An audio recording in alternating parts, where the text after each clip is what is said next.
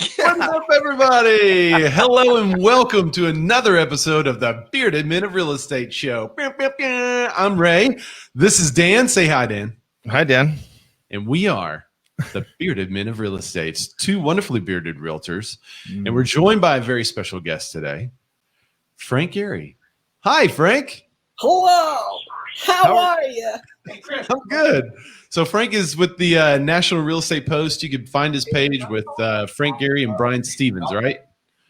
Isn't that your page, your Facebook page? We'll link it up. Yeah, the Facebook page is Frank Gray and Brian Stevens. Yeah, and then, like you said, the website, the nationalrealestatepost.com. National Real Estate Post. If you haven't ever checked out their videos, you should. They're hilarious and they're good. But we've actually referenced your show a couple of times on our show, and I'm glad to have you today because we have a lot to talk about as far as lending goes. So specifically the first three articles, we're going to get into some depths, I guess, of what's going on in the marketplace. We're going to be talking about Zillow claiming that there's a big reshuffling, but Adobe might be kind of disagreeing with them. We're also talking about Offerpad as they expand into Florida, and consumers may be less confident in housing, but how does that explain what they're searching for on the Google? So we have a ton to talk about. But before we get into all this stuff, Dan, you take just a second. Quick. To tell us exactly what Be More is actually all about. Exactly. You know what? I'd love to. Now, when Ray and I met here on the interwebs about 3 years ago, Ray, you remember 3 years ago? Yeah. I loved 3 years ago. So I had an idea for a show because I am, in fact, if you can't tell, a bearded man of real estate. Right. And when I met Ray, I noticed something very, very interesting about him. Did you guys know this? He rides a unicycle everywhere he goes. Did you know that? I do. Love the unicycle. One wheel. Two is too many. A unicycle everywhere he goes. No, but he actually had a format for the show. It's the same format we use today. But what I also noticed about Ray is that he loves to give value up front. So the show is more about being more as an agent, but also being more as a human. There you go. And it never fails. I think I mention it every week, but already this week, some of the articles that we're going to cover today have come up in conversation with clients. So that's one of the biggest things that we do. We like to find this information and talk about it. And Dan and I were talking about this behind the scenes for a while before we started the show. And then finally we were like, we should just put this stuff out there on the show because we're talking about it every week anyway. So that's where the Bearded Men of Real Estate originated from. And if you're watching live, you can comment live and then we can talk about you. Or we could talk about your comments. So this is Melissa Marsh. She says, hi, Beards plus Frank. Frank's got the goatee. I'm weak in the beard department. Yeah. I used to have the full beard, but never anything as impressive as either of yours. Thank you. Let's see. Ron Bocros checking in. And then Eric. Hey, Eric. Thanks for checking in, guys. So we love your comments, especially when we get into the articles and the headlines. And speaking of headlines, Dan, are you ready? Yeah. Okay, Frank, this is important. Put it up your hands like this. And you might have seen this on Wayne's World. You ready? 3, 2, 1. Man, your show is so much cooler than ours. Well, we just that is the formal transition into the headlines. Transitioned. So now we are in the headline section. Nice. We've gone away from high-end production to keep it grassroots. Very nice, though. Very smooth transition. I like it. Yeah, it's especially smooth on the transitions when you announce that you're transitioning. Okay, so let me bring up this the first article that we're going to talk about here. Let's see, application window, mortgage, Chrome tab. Hang on. All right, here it goes. Bam. Mortgage rates hit another record low, but homes are still less affordable. Wait, what? So this is an interesting article because we've been talking about affordability for 2 years now, 3 years? I guess 2 years. Yeah, we've been talking about affordability crisis for 3 years. So only 59.6% of new and existing homes sold in the second quarter of this year were considered affordable to families earning an adjusted median income of $72,900. So the number was 61.3% in the first quarter, so it did go down about 2%. The average price jumped from $280,000 to $300,000. And the average loan fell 27 basis points. So I'm glad Frank's here because he could tell everyone what basis points are. 100 basis points is 1%. There you go. As we discussed, it sounds so much bigger though if you say 27 basis points. Is okay. Yeah. So as we've discussed it, inventory has been down. It was down 18%. We predicted at the beginning of the year the numbers would be down about 20%. So and now we're seeing that lower mortgage rates are supporting higher home prices by giving buyers the same income levels more buying power. And they're using this buying power to get a home in multiple offer situations, often going above list. Yeah. But is it going to last? It looks like banks are starting to tighten up their underwriting, even with the attractive. Oh, this is a quote from George Ratillo, a senior economist at Realtor.com. He said, even with attractive rates and rising demand, banks have continued to tighten lending standards in July, further restricting available credit. At this pace, tighter lending standards and low inventory will squeeze housing activity, and we will see a substantial slowdown in sales at the second half of the year. Okay, Frank, so they're tightening lending standards. What exactly does that mean for the average consumer? I'll give you the perfect example. What it means basically is lenders have so much loan activity right now. They've got so many loans. Loans are literally falling out of the sky because of these low rates. And so when that happens, lenders can be picky and choosy. So what they can do is they can tighten up their credit guidelines, right? They can tighten up their the type of portfolio of a borrower that they want to bring in. They can increase their FICO score requirement or increase cash reserve requirement, something like that, because they have so much business coming at them. They can do less risky business, if you will. So they oftentimes will do that. They'll just tighten up guidelines a little bit because they've got such an onslaught of mortgages. They'll tighten it up, and then the loans that they're originating are cleaner. They're less risky, that type of a thing. So that's exactly what's happening there. Does that make them faster to process too, which could solve some of the issues that they're having? It can make it faster to process because the files themselves are just cleaner. They'll go through an automated approval system faster, right? They'll have less conditions to deal with, that type of a thing. And plus, technically, it will curtail some of the volume a little bit because they're overwhelmed right now. So they actually a little less volume for them is welcome. Didn't this also happen in the beginning of the year? I remember having a client that I was working with. We were about to put an offer on a home, and she got a call from her lender, and her lender said, look, I can't give you a loan anymore. And her credit score was in the mid to high 600s. And she said, why? And they said, well, we've changed our lending standards. And that bank had just changed their lending standards shortly after the COVID stuff. Yeah. So they changed it then, I guess, to do less risky business because they didn't know what was ahead. Right. They've since loosened it quite a bit. Mm-hmm. And now it looks like they're tightening again simply because the volume. Is that correct? That's what it is. Yeah, it's okay. Simply because they have plenty of business. They don't need to offer credit to as many people. So they can, honestly, the thing that's going to drive the rate always, typically, most of the time, is the FICO score, right? The credit score. So what they'll do is they'll just say, hey, we're no longer going to take credit scores below X, whatever it is. And that'll, give them a cleaner book of business. I just went through this. I sell real estate too.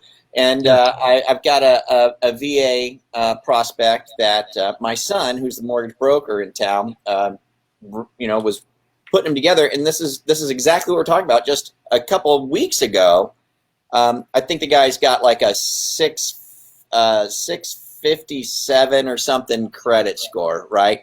Which was no problem a couple of weeks ago on a VA deal with most of the lenders that he could broker to. They would take a 650. But now all of a sudden they won't. They want 660 or something like that. That was just 2 weeks ago, So now he's out. All of a sudden he's out and he's got to wait and try and, lift the score. So it's all about volume. It really is. Window. When volume decreases, if rates bump up, volume decreases, you watch, then they're going to loosen back up again to bring in the volume. Yeah, and it looks like a like bit of a prediction there. Yeah, Dan's article that he's about to talk about. Dan, why don't you go ahead and hit that because you're gonna hit the record low rates here. Yeah, so another record low mortgage rate juiced weekly demand, but rates are suddenly rising. So 2 weeks straight. Now the article, I think what they've done, we sussed it out before, but I think what they've done, they've updated because literally yesterday mortgage rates went up, and this has been 2 weeks of lows. So 2 straight weeks of record low mortgage rates brought consumers back to their lenders, but rates may now be reversing course. Mortgage application volume rose a significant 6.8% last week. So that's what Frank is talking about. With the previous week, according to the Mortgage Bankers Association's seasonally adjusted index. This after they pulled back slightly the week before. The average contract rate for a 30-year fix with conforming loan balances is now. So in this article, it says they went down to 3.06%. So but when I went to bankrate.com, it said they went up. So I think that's where the conflicting info comes from in this article. But it went down from 3.14% with 20% down. So overall, mortgage applications to purchase home rose 2% for the week and were a strong 22% higher than the week ago. I always love that stat because even if there's just a little adjustment up or down weekly, when you go back a year, a 22% jump is still a pretty good jump. Now, it's not as much as we've been talking about. We've been talking about 114%, 80%, 59%. Now it's just 22%. So here's a quote from Joel Kahn, just because we got to fit him into the show. While this was still positive news for the purchase market, the gradual slowdown in the improvement in the job market and tight housing inventory remain a concern for the coming months, even as low mortgage rates continue to provide support. And now here's the last little bit I think they added to the article. So that support from low rates may also be waning. Mortgage rates rose sharply Tuesday amid a sell-off on the bond market, and Frank can talk to that. This is a quote. Rates rose as fast as they've risen since early June, and that's that 0.3 basis points, ultimately hitting the highest levels in more than 2 weeks, wrote Matthew Graham. He's the chief operating officer at Mortgage News Daily. Days like today should serve to increase our level of caution when it comes to assuming rates will continue to move lower. Yeah, which I would agree with all that. At 3%. At 3%, you can't. Well, they're going to go down to 2.5%, and then they're going to go down to 2%. You can't keep assuming that they're going to keep going down when we're past historic lows now. This is lowest ever territory now. Right. So I think it would be silly for realtors to be reaching out going, dude, they're going to go down. No, wait another month. They're going to go down to 2.65, and then they're going to go down. I think that would be silly. That is silly. Yeah, we should never base our home buying aspirations on that. Because it's just too unpredictable as well. It's completely unpredictable. Well, I mean, if you're waiting for rates to go down by an eighth, it's going to save you $14 a month. Frank probably told you this, but there's one of three things that rates can do. They could, if you're going to be the rate expert, rates can go up, which means you screwed yourself. Rates can stay the same, which if you tell people they're going down, it screws you. Or rates can go down. And the fact of the matter is, 2 out of 3 are numbers that like Vegas wouldn't even deal with. It's so bad. Right. So no, like right now, when you're looking at these rates, me and Frank have been selling interest rates like it's 7% our entire life right now. And you're borrowing somebody else's money. Yeah. Understand that. When you borrow somebody else's money and you can get a rate that's below 3, my God, lock it, dock it, and put the money in your pocket. All right. Ooh. Pete Thorpe says, screaming about high rates, LOL, it's still historic lows. Over that, the 40-year average and then like 8% or something like that?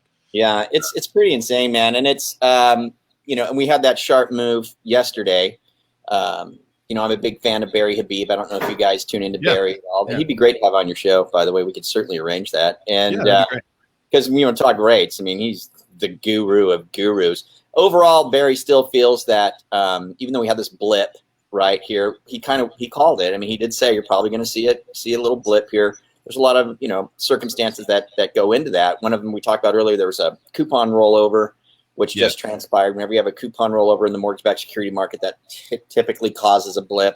Also, stock market's doing really well. So if the stock market's doing great, then investors will pull out of bonds and jump into the stock market, which requires then the mortgage whoever's offering mortgage-backed securities, they have to bump those yields to attract investors back. So there's this has kind of been seen coming, but overall he still feels that. I was just talking to him last week. I think I'm interviewing him again Friday, but last week he was saying he still thinks that in the not too distant future that it still could even be just a little bit lower than the all-time low that we just hit. But at some point, it's going to have to turn around. I mean, it just does. It just does not go on forever. And I have a feeling that when more people are gainfully employed, because last time I checked, it was at 11% or 9%. I don't know what it is now, but they consider full employment 4 to 6.4%.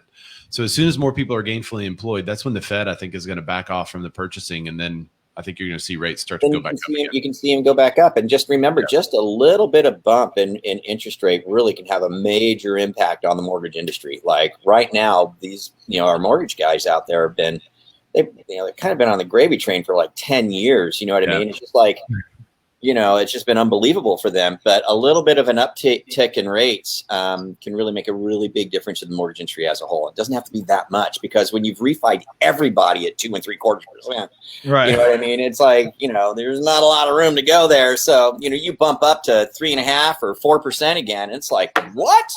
The mortgage industry come to a halt, very. Jason Bates with a prediction. He said, we will not see rates above 5.5% for over 20 years, or at least for the rest of my career. So mark it down. Today's date. That's Jason. We'll come back to you. We'll check on you in 18 years.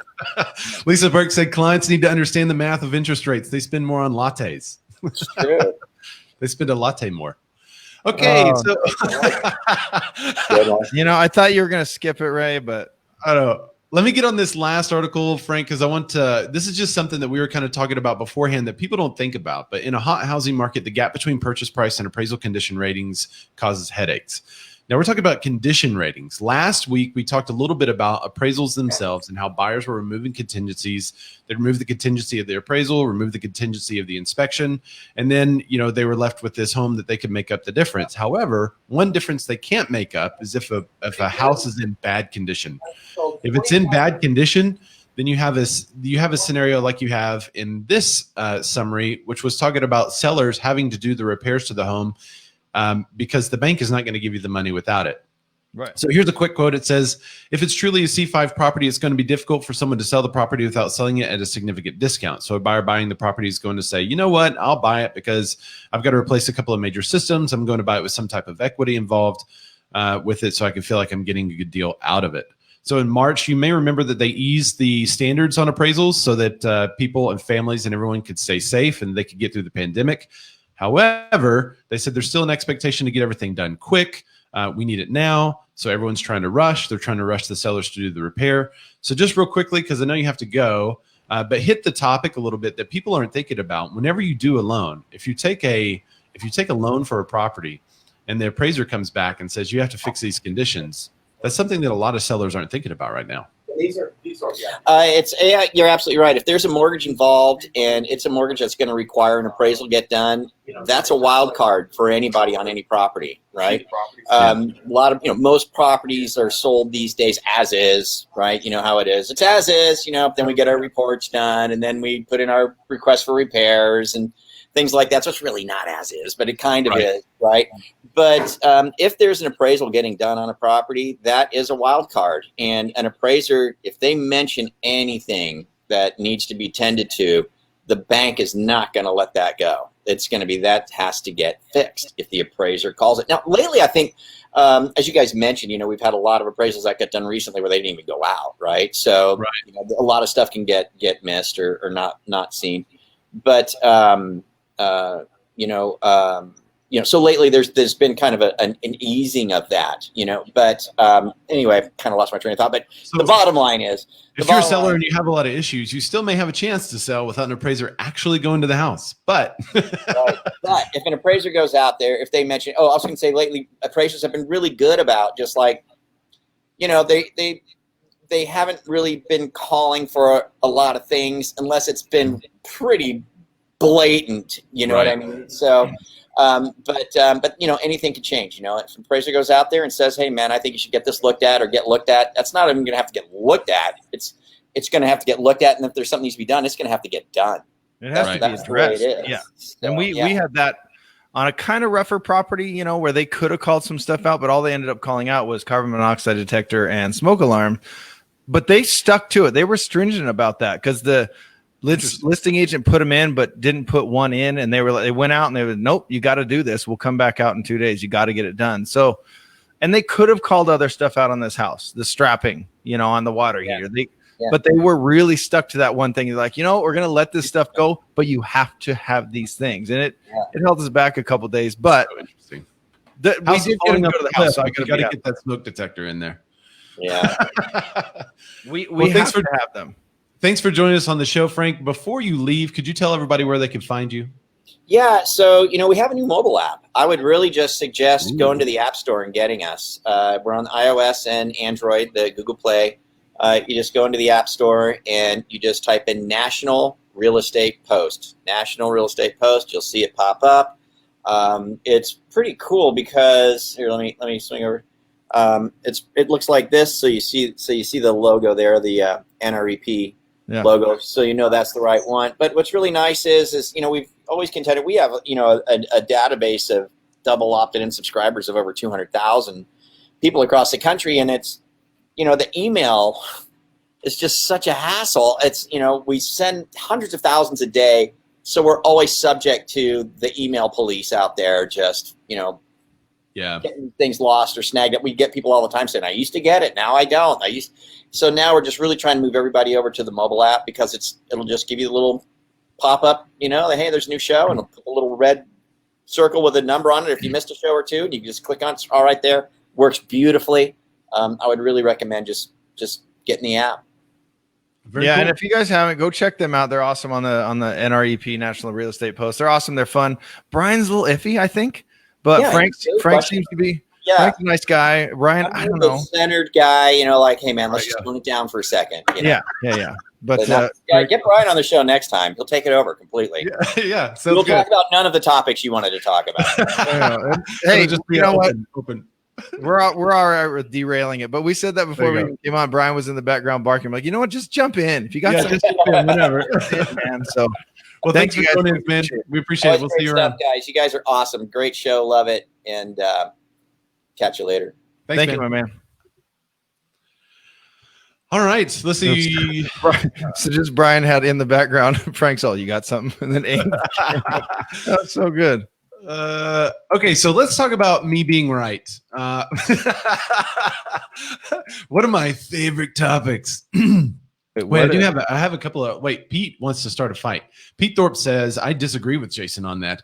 I think we'll get right there and right around the upcoming Civil War of 2024.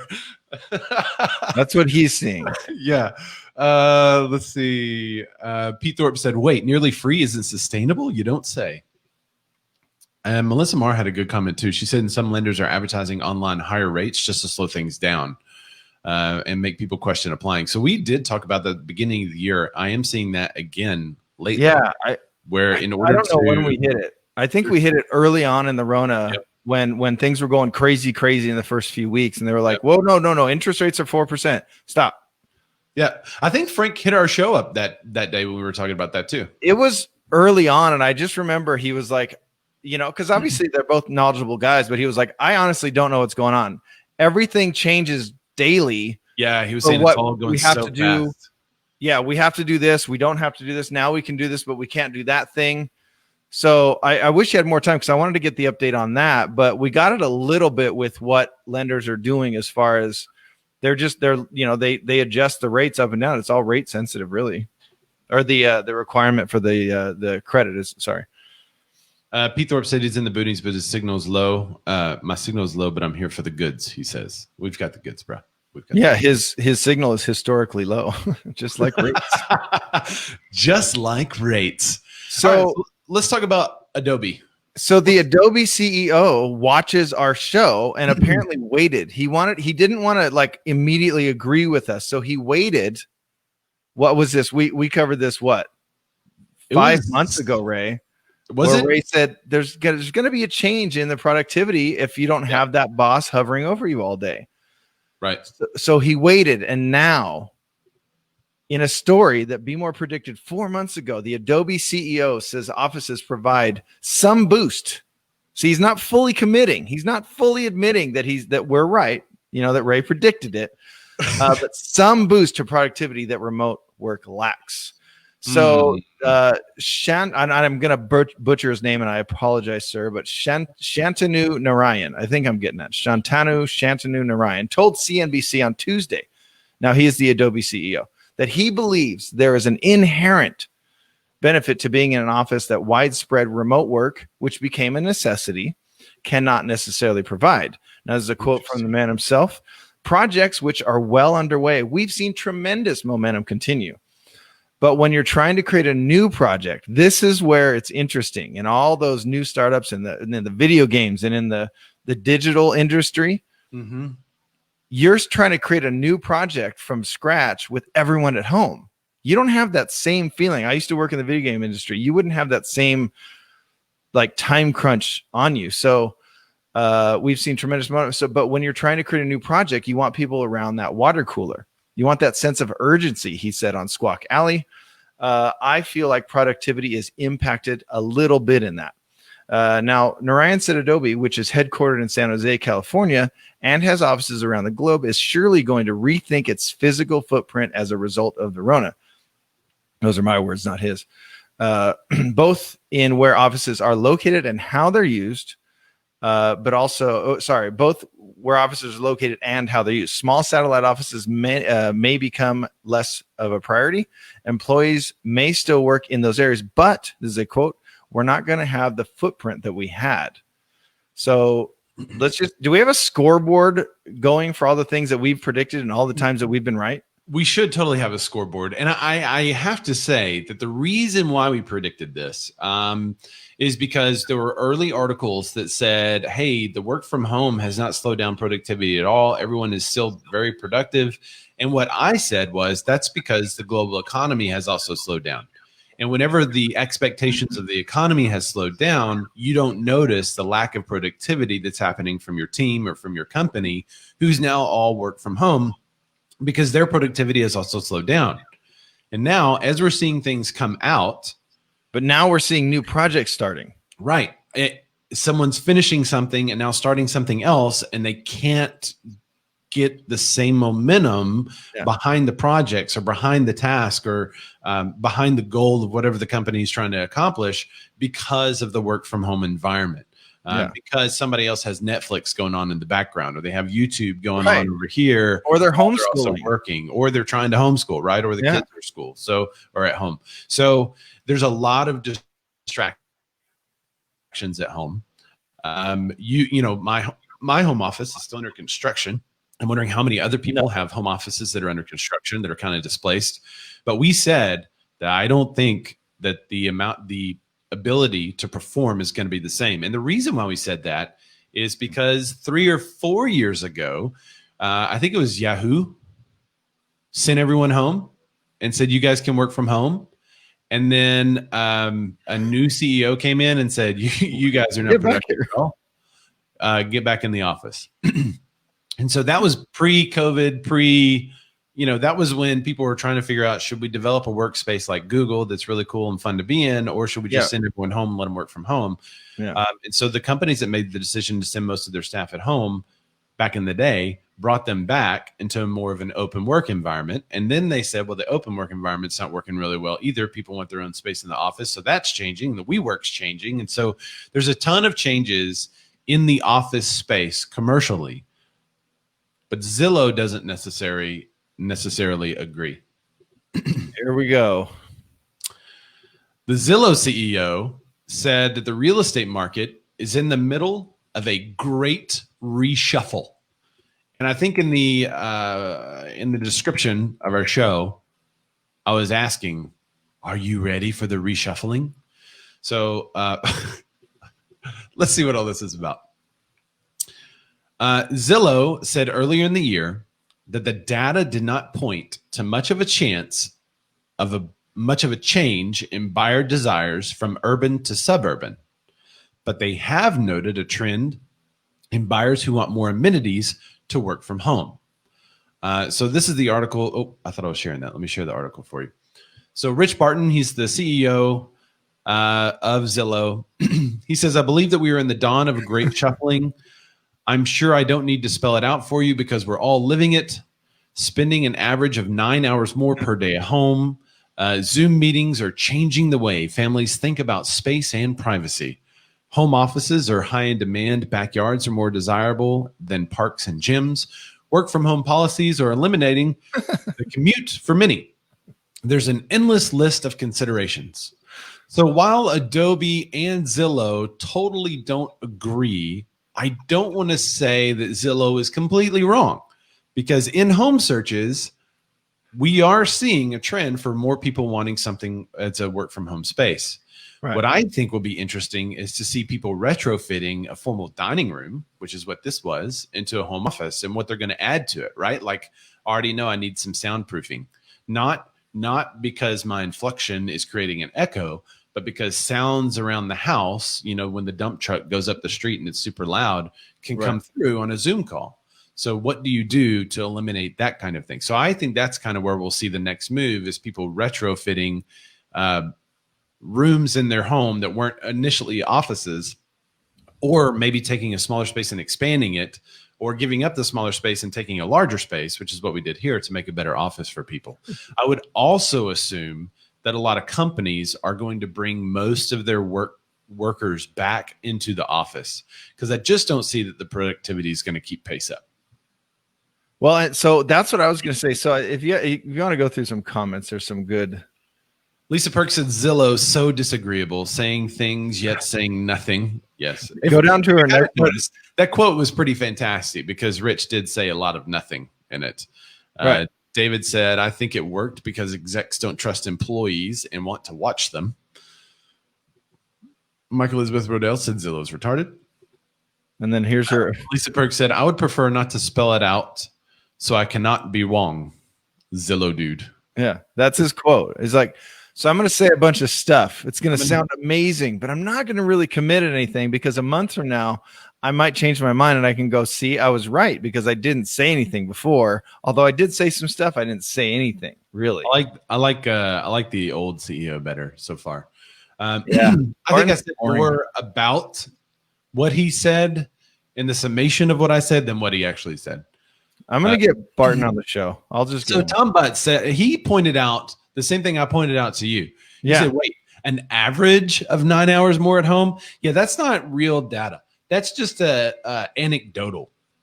That's to average across an entire country 9 hours. It's not real data though, because people aren't an average of 9 hours at home, because you still have essential workers going to work. So if the majority of the population was sitting at 8 hours, but you still had a large portion, 30 or 40% of essential workers still going to work, then the average is only going to be around 4 or 5. Right. Anyway. Well, and also you'd have to have data. Like, where are they getting that data? Just, are they pulling it from power companies? They're seeing more energy usage at home. I mean, where is he getting that data? He's just saying stuff to say stuff. Michael Elizabeth Rodell said, yeah, but Zillow is citing this 3 months after the shift. Melissa Mara said, my next house will have an office space. Working from the couch or bed isn't working. I love it, but yeah, it doesn't work.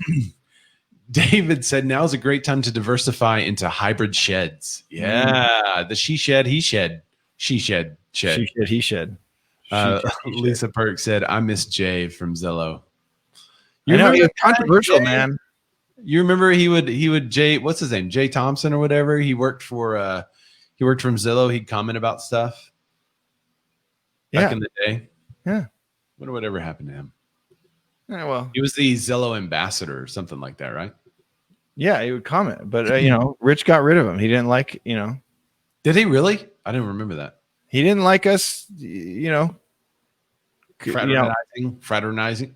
Yeah, fraternizing. We're technically the enemy. Fraternizing, fraternityizing. Where are we at? Speaking of fraternizing, yeah, Offerpad is now fraternizing with someone else.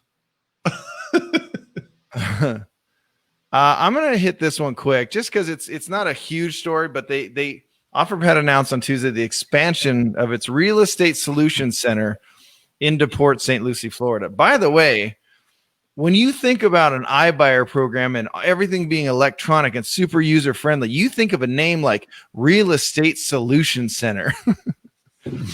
Doesn't that sound like it's from 1987? And they're like, hey, we got these new Apple IIe computers set up in our Real Estate Solutions Center. I'm trying to throw shade, but with all they always have, like, what was the pool rental service? Oh yeah, we talked about it last week. Yeah, Poolify or what? It's always these fun new names. You make up a word and put "fi" at the end. Swimly. Yeah. Yeah. You put Lee at the end, LY at the end, or if I at the end. But this is like, no, screw that. Real Estate Solution Center.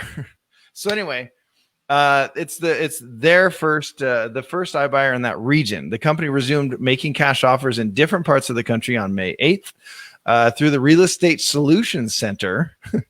A home is evaluated by the company's real estate experts and Offerpad's data-driven real estate platform.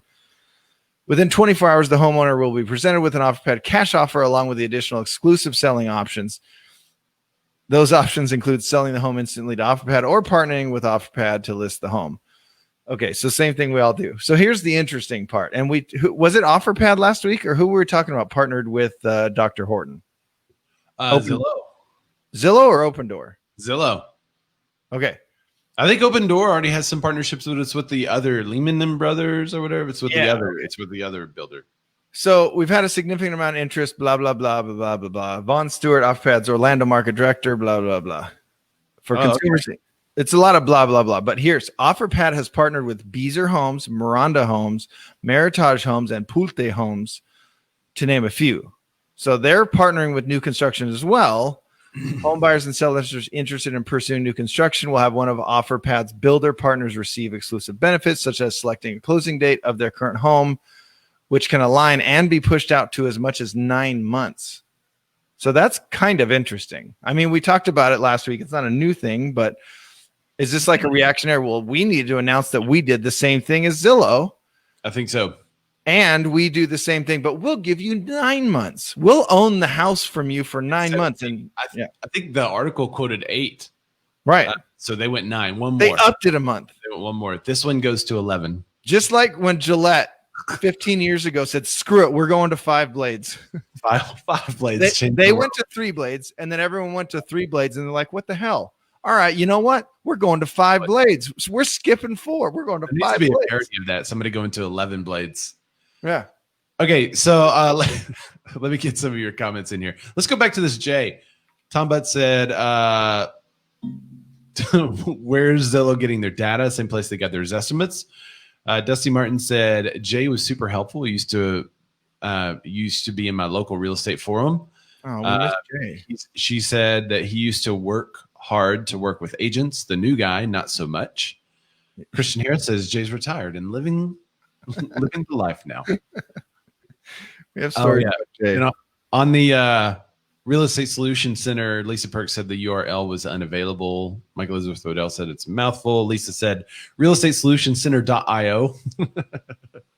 Yeah, like Real Estate Solution Center. Output initial offer IO. David Fresquez says prob some shrewd agents who will camp out at builder sites and poach Open Door clients. Ooh. That's a thing, by the way. That's a thing. You know, there's agents that do that to other agents already. Like there's posts occasionally on some of these agent masterminds. It's like, I've got this guy right now sitting outside my open house talking to people as they approach and trying to get their information and all. That happens already. So dude, I've had to happen in a situation where it's an open door. No one is there at the open house anyway because they have the little, key to unlock thing. Why not? You're just walking around the sidewalk, and they're not realtors, so you have no ethical. There's no ethical in the code of ethics thing there. Yeah, you're not on anyone's property. You're just like, oh, hey, you here to see the house? I'll show it to you right now. Yeah, let me show it to you, and then you take your client in, and then you take it to the construction. Dude, interesting times. So anyway, back to Real Estate Solution Center. Real Estate Solution Center. I mean, they should have just called it Sellify or something. I mean, like, what are we doing? Is Sellify there? There you go. Boom. See if Sellify is there. Sellify.com. Buy it. So how do you spell Sellify? So Sellify is sell your products online hassle-free. Sellify.dev is an e-commerce app for Shopify stores that boosts sales. So Sellify is already a thing. Okay, what about Homify? Oh, that's definitely a thing. What about Selly? I'm just adding ly and ify to stuff. We're gonna let's see. Homify is a home decorating interior design. Ooh. I guess that makes sense because you're homifying your home. You're homifying your home. Yeah. Mm-hmm. David said, but builders will do this to cut sales jobs and it will cost them more. Buyify. There you go. What about Buyify? You just add FI to stuff, dude. That's it. Realtorify. Realtorify. Agentify. Real estate. Agently. Ooh. Agently. Oh, that's definitely one. Yeah. That's too common. Agently. It is one. It's going to be a CRM or something. Secure Agently is our comprehensive technological solutions industry leading companies. What? I don't even know what that does. So they got the name right, but they messed up the description. Agently. Cognifying agricultural machinery. That's Agently. I'm confused. We've gone off topic. What are consumers less confident about, Ray? Well, Dan, I'm glad you asked. I didn't just go read that off of a prompt or anything. Literally saw my head look over here and go, Ray, what are agents working for? What are the consumers less confident about? Lisa Perk said, do they need a copywriter of what she is? Absolutely. Yeah, Agently, you should contact them. Yeah. All right. So consumers are less confident about housing, but searches for these topics are soaring. Duh. All right. So I just thought this was interesting to see what consumers are searching for. Maybe you could take this little nugget from our show and create some videos around some of the common search terms. I don't know. Might be a good idea. Wink, wink, nudge, nudge. It talks about the disparaging supply constraints and home affordability, et cetera, et cetera. But then it says, no surprise, Google searches for refinance home loan calculator jumped 4,000% last week. Holy cow. Yeah. Let's see. Wait, that's just last week? Yeah. Let's see. And 4 months for wow. How low will mortgage rates go? Quadruple. There's also more evidence in search of interest among first-time buyers. Searches for the process of buying a house jumped 950%, and minimum credit score to buy a house was also popular. Processify. Lindley. Some consumers, however, are stretching their finances, making that purchase. Searches for, can you use your 401k to buy a house? Yes, you can. It was up 2,800%. So, but I mean, if it was one search, then 2,800 people searched it. There you go. No, it was way more than that, though. It was way more than that. Even if it was that, it's still a big jump. I mean, then it gets into some Redfin stuff about the bidding war. We've already kind of talked about that. So I'm having, just to piggyback off that, I'm having that conversation a lot with people they're straight up, even without my prompting, they're saying, so when we offer on an $800,000 house, is it really $800,000 or is it going to be more? Right. And then they're kind of self-realizing, well, if we have to go up 15 grand, that's about $30 a month. Like they're justifying it, so if their purchase price can go up even more, it's $30 a month, and so they're already having that conversation. It's based on these results right here that we're covering on the show today. Justify. That's a great name for a company. Lisa Perk said, a great show. Y'all need to use Answer the Public to create relevant content. It's a great resource.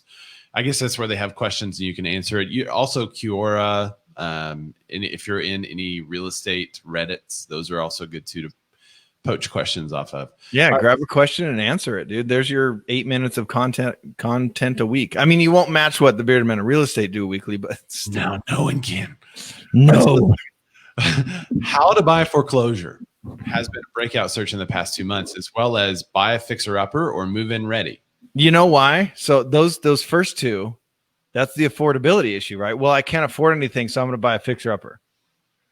Or I heard bank-owned properties are less.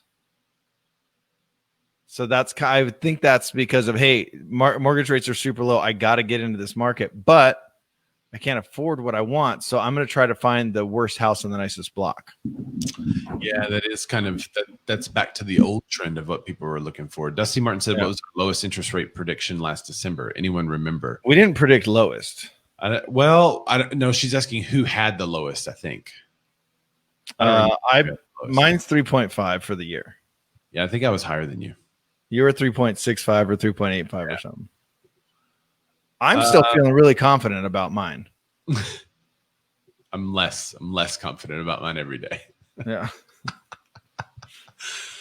Hey, we're not good rate predictors, okay? But I do think it's going to go up next year still. But also, as we look at rates go up and down, we can be certain that they're going to go up and down, because if they don't go up and down, then there's no certainty about whether or not they're going to go up and down, said Rich Barton. But hey, we have 10 minutes left, actually. So we have been going through the articles quickly today, which is good. So, but by the way, I want to make a point. Who's bold enough to make those kinds of predictions? No one in the real estate industry. No one. And we document it. And at the end of this year, we will check on those predictions. So in 4 months' time from now, we will be checking on what we did. So Dusty Martin says someone was under 3. I don't remember. Maybe that was Clayton. I don't remember. It might. Someone on the show. Yeah. I would go back and watch it, but I don't want to do that because I'm going to do that in December, and I don't want to do that now. Yes. All right. So let's talk about the last thing. Let's just say it was Clayton. Is professional real estate photography going away? So this is where I would love to, if you have other professional real estate photographers, videographers, people you know, I would love for you to tag them in this because this is an article. It's more of an opinion piece on Inman.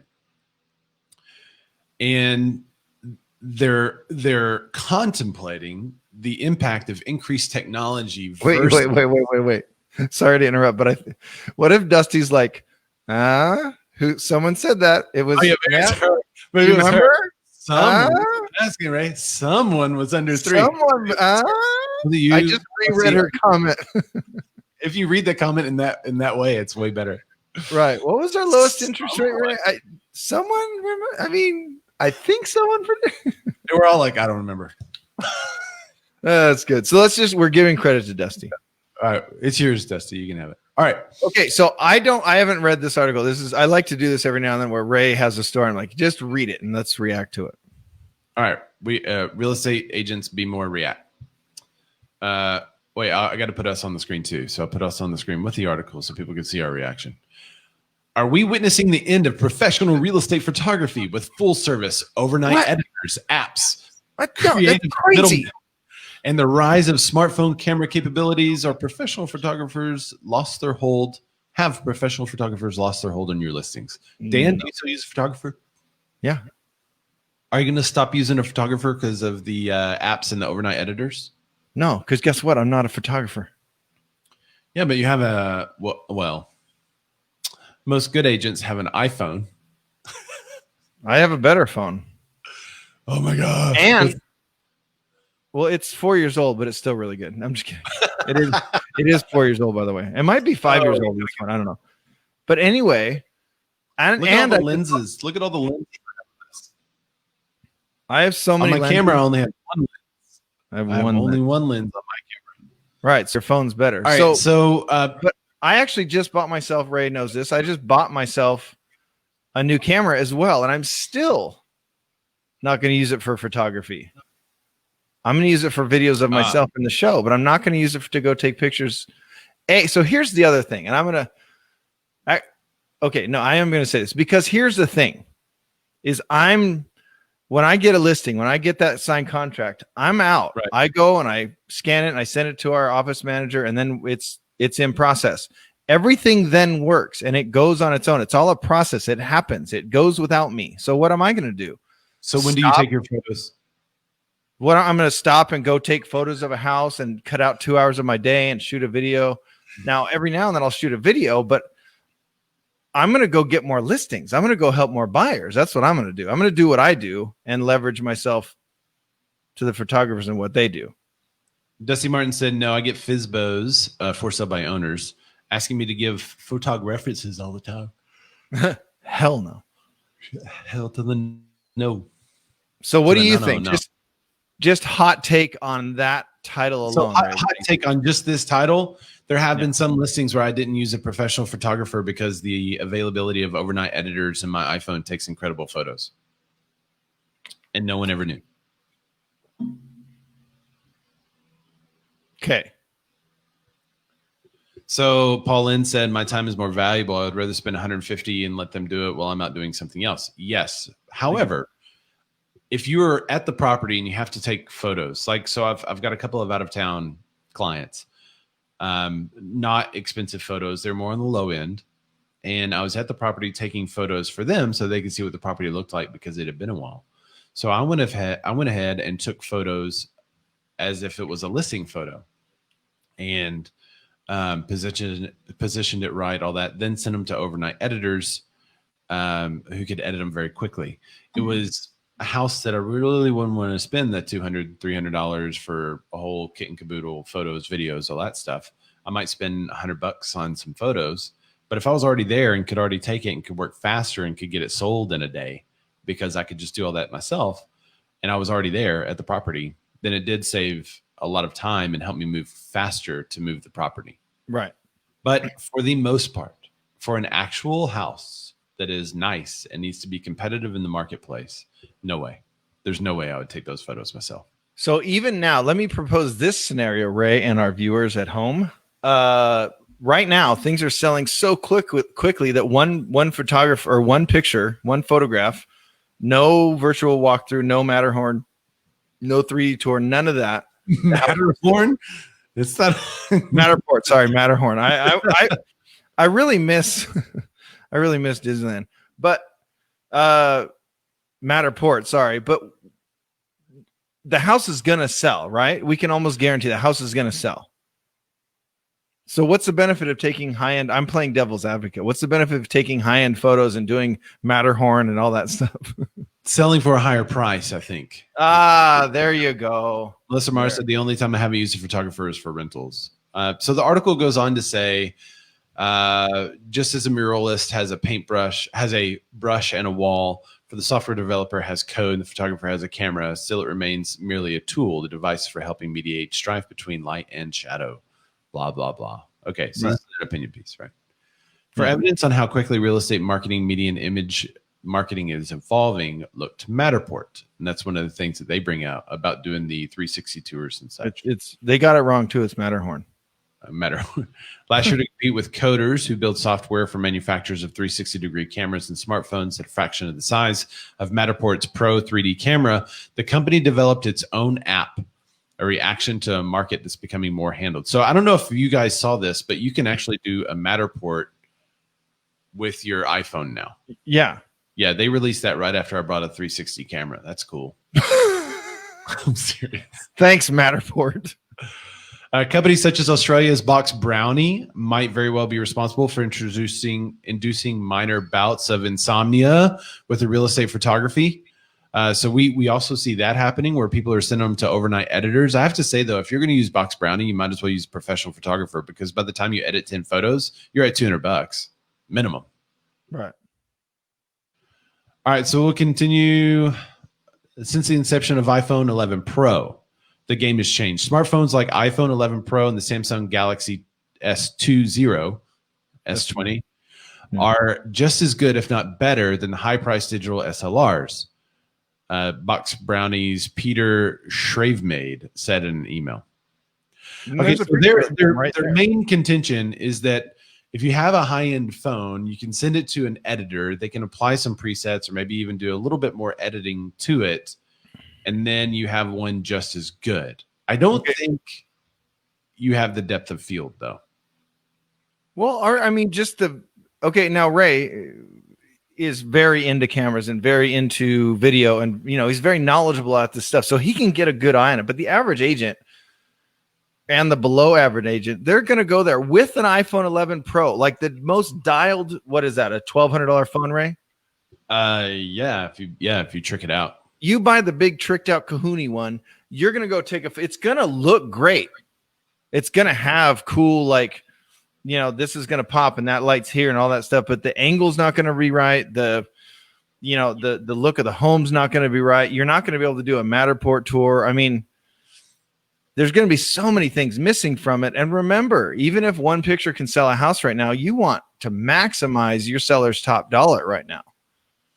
Eric said he invested in an HDR program for editing and a wide angle attachment for his iPhone. So the 11 Pro has wide angle in it. Chris said Box Brownie's thing is digital staging, not replacing a professional photographer. They do the digital staging, but they also do photo editing, and it looks good. By the way, digital staging is horrible. Have anyone seen any good? Not yeah. Box Brownie. Dude, I haven't seen their stuff. Everything I've seen recently is so bad. No one knows the stuff that I have digitally staged. They all think it's occupied. And they all call me to schedule it around the sellers. I'm like, no, it's not occupied. iPhones are horrible. That's what Clayton says. It's wrong. So even more now. Wait. Can I ask another question? Yeah. Go back to the article and Peter Shrave made. Okay. So Peter Shrave made, he's from Box Brownie. Yeah, he's Australian. So what could he maybe benefit by saying, if you don't use a professional photographer, just call? What could he benefit from saying these things? So this is an opinion piece, maybe even be a sponsored piece. No, it's an opinion piece. Okay. So it has an, I don't know what the S means by it. Is that sponsored? I don't know. They also have New Edge Realty Partners. They have a couple of real estate anecdotal stories about how they're not using it. They have a photographer's perspective on the actual article. So they go into more depth than we're going into here. So you should definitely check out the full article. But I did want to get people's opinions on it. My biggest complaint, I've used my iPhone a couple of times to take some pretty good photos. The exterior looks fantastic. Yeah. The colors, and I even put it in a Lightroom. I have some presets, mobile presets, also have Photoshop. And so I can do some editing on my phone and then send it to a client. And we've done that. And it looks really, really good for the exterior. But the interior has major issues with the corners and floor. And the iPhone just can't, it doesn't take the information and put out the right photo. You have corners that are kind of tilted, or one that's like tilted like this, and it looks like the floor is off. And even if you're on a tripod, even if it's taken at the right level, it still has those issues. And those are things that a professional photographer knows how to fix quickly, and they know how to take it in camera, which saves a lot of time in post. Right. So he doesn't have to edit it. It's taken that way. Right. Let's see. Chris Harris. Yes, their photo editing is their specialty, and Box Brownie virtual staging is pretty amazing, but still requires professional photos to start with. I agree with that. So there you go. And by the way, Peter and the Box Brownie crew are super fun guys and can really party. Yes, I know that as well. They were at the Tom Ferry Summit one year. So Paul Lynn said it's about giving the customer an experience. If they're paying you a commission, the photographer is just part of it. Eric said, I had an agent who hired a photographer, ran one through my HDR, and made his lead photo 100 times better. Yeah, so some photographers don't have great presets. I don't think all photographers are equal. But I think a professional photographer who's a professional real estate photographer and not one who's a portrait photographer can go a long way to helping you get the property sold. Clayton said, I kill it on exterior, but can't get the lighting right on the inside. Angles point on point. Editing lacks majorly. Yeah, I agree with you, Clayton. That's the difference to me, is the interior. So I have an idea right there. So Real Estate Solutions Center should be called Majorly. Majorly. See, that's the first full circle comment that I made there. I like it. Well, that's all we got for today's show. Yay! Eric said it's all about proper white balancing. Why's it got to be white? You racist. Cheese and rice. Well, thanks everybody for joining the show. Dan, can you tell everybody where they can find you? When I shave my sides, my ears get bigger. Look at that. Like, that's crazy. I need a haircut. D-Lettergrocks, DLUDWIGROCKS, everywhere, literally everywhere on the planet. I'm that. Yep. And I am Ray Zorback, RAYZORBACK, everywhere good Razorbacks are sold. And please do share this. We can't say share it in the description, but we really would love for you to share it, because the more people that see it, the more we feel like we're actually doing something worth doing. So it's helpful for us. We also love the live comments. So subscribe to the page, subscribe to the YouTube. We will post this on YouTube probably tomorrow, and we'll have little timestamps on there. If you missed an article, check with an article, or want to review one, you can just click the timestamp and we'll talk about that article. So thanks everybody for joining the show. Christian Harris, you have a great week. You too, my man. Hey, and go join. If you're not already part of the Be More contributors, go join. BMORE contributors with an exclamation point. We've only turned down a few ISIS members, but everyone else has gotten in. We're up to 103 members now, I believe. There you go. And we post stuff during the week, and we want you guys to post and interact more. And we ask questions. How can we be better? We always want to be better. We want to grow this show, and we want you guys to help us. We love you guys so much, and we appreciate you. So thank you. Yep. Bye. Love you. Bye.